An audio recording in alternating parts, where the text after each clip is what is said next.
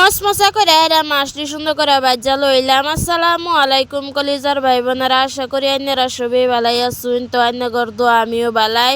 ইন্দা মরিচের গুঁড়া, হলদি গুঁড়া, জিরার গুঁড়া, লবণ দিয়ে এরা সুন্দর করে তেল দিয়ে এরা মাছটি সুন্দর করে মাহাই আনলাম। তো মাহাই হাইরা পরে এই যে লড়ার মধ্যে তেল দিয়ে আনলাম, তেলও গরম হয়ে গেছে। পরে কই যে মাছ একটা একটা করে সাইরা দেই, তেলটা সুন্দর করে গরম করে লোন লাগবো, নাইতে কিন্তু মাছ লাগিয়া ধরবো। পরে তো এই যে আমি সুন্দর করে মাছ একটা একটা করে বেঁকি দিয়ে আনলাম।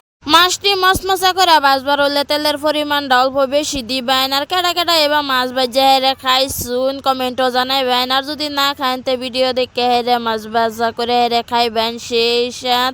তো ইন্দা মাছ এক পিসটা হয়ে গেছে, পরে উল্টাই দিলাম। তো ইন্দা উল্টাই দিছি, দেখুন তেলে বক বক করতেছে, থক থক করতেছে।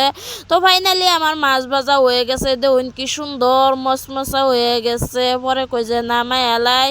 তো একটা একটা করে মাছও নামাই আলছি। সবাই ভালো থাকবেন, সুস্থ থাকবেন, আল্লাহ হাফিজ।